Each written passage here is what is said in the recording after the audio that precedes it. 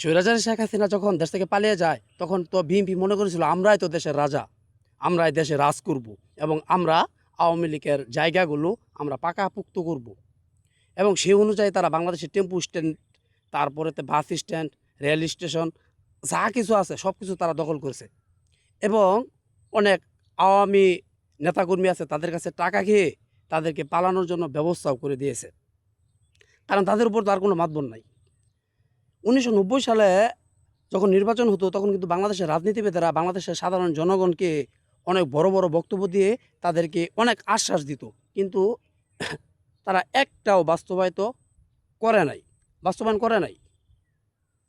এবং শেষে জনগণ এই রাজনীতিবিদদেরকে তারা সিটার, বাটফার, টাউটার এইসব বলতো। আর রাজনীতিবিদ যারা তারা তো মনে করেন যে মাশাআল্লাহ, তাদের কথায় কোনো কথা বললে কোনো সমস্যা নাই। এবং বেশি কথা বললে কি আয়নাঘর, হাওয়া ভবন, তারপর তো মনে করুন যে খুন, গুম, হত্যা, আরও কত কিছু এইসব। বিএনপি ঠিক এমনটাই মনে করতেছিল যে তারা নির্বাচনে তারা ফাঁস করে ফেলবে। হ্যাঁ, তারা এমন সিচুয়েশন ছিল যে যদি নির্বাচন হয়ে যেত তাহলে অবশ্যই তারা পাস করে ফেলতো। কিন্তু একটা জিনিস দেখেন,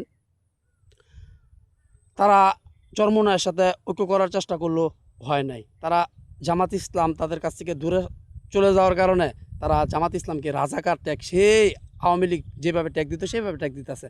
জামাত শিবির রাজাকার, জঙ্গি, রক্কাডা পার্টি, আরও কত কিছু। অথচ দেখেন বাংলাদেশের জনগণের কাছে সবচাইতে এখন জনপ্রিয় দল এই বাংলাদেশ জামাত ইসলামী এবং ছাত্র সংগঠন বাংলাদেশ ইসলামী ছাত্র শিবির।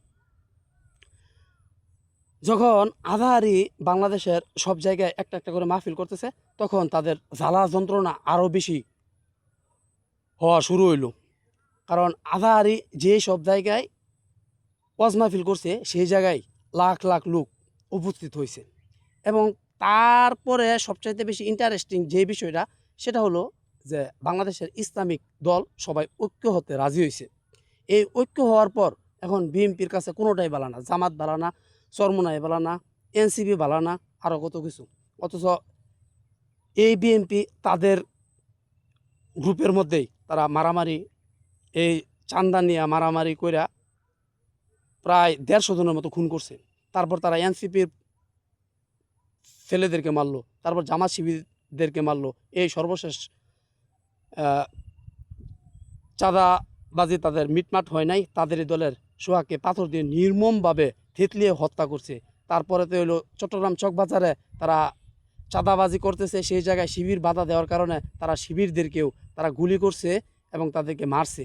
এবং সর্বশেষ তারা ফেসবুকে একটা স্ট্যাটাস দিচ্ছে, স্ট্যাটাসের মধ্যে লিখছে এই চকবাজার, চট্টগ্রামের চকবাজার রাজাকার মুক্ত। তারপর শিবির তাদের শক্তি কীরকম সেটা দেখা দিছে।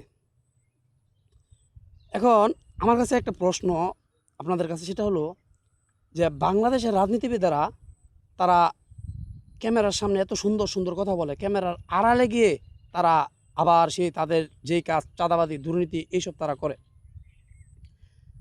তাহলে আপনারা কেন বারবার এই রাজনীতিবিদদেরকে কেন বিশ্বাস করেন? এখন যেহেতু আমাদের এই দেশের মধ্যে বাংলাদেশের জনগণ অনেক ঠকেছে, যেহেতু একটা সুযোগ আসছে এই ইসলামিক দল আমাদের দেশে ইসলামিক আইন প্রতিষ্ঠিত করার জন্য, তাহলে আমাদের সবারই উচিত ইসলামিক এই দলদেরকে সাহায্য করা। কারণ যাদের মনের ভিতরে আল্লাহর ভয় আছে তারা সবসময় মানুষের ভালোই করবে, খারাপ করবে না। এই যেমন ধরেন শেখ আহমদুল্লাহ হুজুর, সে কিন্তু এই যে ত্রাণের টাকা তুলছিল, কত টাকা তুলছে তা খুব সুন্দরভাবে হিসাব দিছে। কার্টুন বিক্রি করার পর কত টাকা হয়েছে সেটারও হিসাব দিছে। এবং দেখেন বাংলাদেশের বর্তমানে যে ধর্মমন্ত্রী, সেও কিন্তু হজের পর যে টাকা বাড়ছিল 8 কোটি না কয় কোটি, সঠিক হিসাবটা আমার জানা নাই, এই টাকাগুলো সে ঠিকই কিন্তু আবার ফিরিয়ে দিছে। কেন ফিরিয়ে দিছে? কারণ তার ভিতরে আল্লাহর ভয় ছিল। বাংলাদেশের ইতিহাসে আমার মনে হয় না কেউ কখনো টাকা এইভাবে ফেরত দিয়েছে। কারণ টাকা যদি তারা ফেরত দিত তাহলে আমাদের বাংলাদেশটা আজকে এরকম থাকতো না। আমাদের দেশটা সিঙ্গাপুরের মতো থাকতো, মালয়েশিয়ার মতো থাকতো, কাতারের মতো থাকতো, আর আমাদের দেশে এত ঋণও থাকতো না। এই 54 বছরে আমাদের রাজনীতিবিদেরা আমাদের দেশটাকে চেটে পুটে একদম শেষ করে দিয়েছে। তাছাড়া আমাদের পার্শ্ববর্তী দেশ ইন্ডিয়া, তারা তো আছেই। তারা যেভাবে ইচ্ছা সেভাবে আমাদের দেশটাকে পরিচালনা করার জন্য চেষ্টা করছে এবং করছেও। কারণ দেখেন 2 দিন পর পর এই ইন্ডিয়ার হুকুমেই আমাদের দেশের নাগরিকদেরকে গুলি করে হত্যা করছে। কত নির্মমভাবে। অথচ এর বিচার কখনোই আমরা পাই নাই।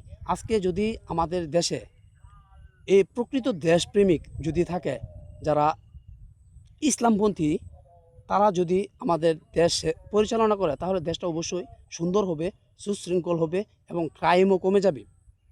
তারা কোনো দুর্নীতিও করবে না। হ্যাঁ, দেশের সীমানার ভিতরে যদি আমাদের দেশের ভাই বোনদেরকে যদি ইন্ডিয়ানরা নির্মমভাবে হত্যা করে, তাহলে এটাও খুব ভালোভাবে জবাবটাও আমাদের এই ইসলামপন্থীরা তারা দিতে পারবে। আসসালামু আলাইকুম।